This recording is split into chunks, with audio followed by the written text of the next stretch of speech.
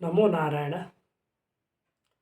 आज हामी सपनीमा यी जनावरहरू देख्यो भने यिनको फल कस्तो हुनेछ भन्ने एउटा छोटो जानकारी लिएर आएका छौँ। हजुरहरूलाई अवश्य पनि मन पर्नेछ भन्ने हामी आशा राख्दछौँ।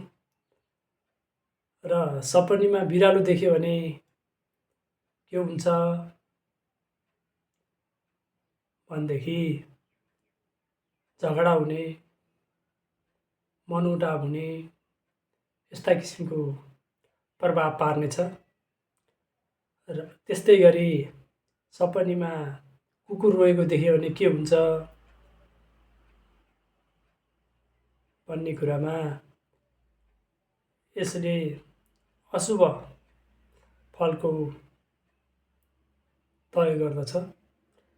त्यस्तामा घरभित्र आफ्नै पारिवारिकभित्र कसैको मरण हुने, आफ्नो दाजुभाइभित्र कसैको मरण हुने पनि जनाउँदछ। यदि सपनीमा सिंह देखियो भने के हुन्छ भन्ने हजुरहरूलाई लाग्न सक्छ।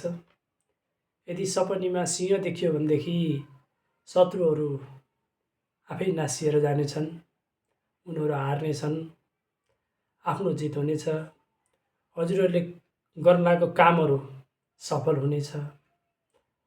त्यसै गरी सपनीमा गाई देखियो भने के हुन्छ?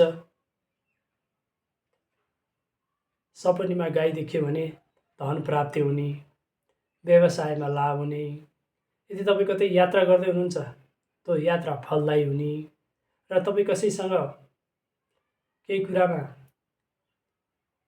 गर्दै हुनुहुन्छ भने पनि त्यो पनि एकदम शुभ हुने सङ्केत देखाउँदछ। यदि सपनीमा तपाईँले घोडा देख्नुभयो या माछा देख्नुभयो भनेदेखि त्यो पनि एकदम शुभ मानिन्छ। किन शुभ मानिन्छ भनेको त्यो घोडाको रफ्तार चाहिँ तपाईँको चाहिँ त्यो जुन तपाईँले गर्न लागेको काम छ त्यो त्यही अनुसारले अगाडि बढ्दछ, कुनै विघ्न बाधाहरू कुनै पनि केही पनि आउँदैनन् भन्ने मानिन्छ। यदि सपनीमा तपाईँले भैँसी देख्नुभयो भने अशुभ समाचार आउँदछ। त्यो घरैभित्र होस् या बाहिरबाट होस्, यी चाहिँ अशुभ समाचारहरू सुन्नु पर्दछ। यदि सपनीमा हजुरहरूले बाँदर देख्नुभयो भने कस्तो फल दिन्छ भन्ने हजुरहरूलाई जिज्ञासा होला। यदि बाँदर देख्नुभयो भनेदेखि तपाईँको एकदम प्यारो मान्छे, एकदम आफन्तीसँग तपाईँको मनमुटाव हुन्छ, यदि झगडै पनि हुन्छ, फेरि झगडा यस्तो हुन्छ हेर्नुहोस् भनी साध्य हुँदैन, त्यस्तो महामारी झगडा गर्ने। यो बाँदर सपनीमा बाँदर देखेपछि त्यस्तो झगडा हुन्छ। त्यही भएर आज हामीले यस सपनीमा यी पशु पन्छीबाट के कस्ता सपनीमा देखेका के कस्ता हुन्छ भन्ने प्रश्नमा हजुरहरूलाई यो लिएर आएका छौँ।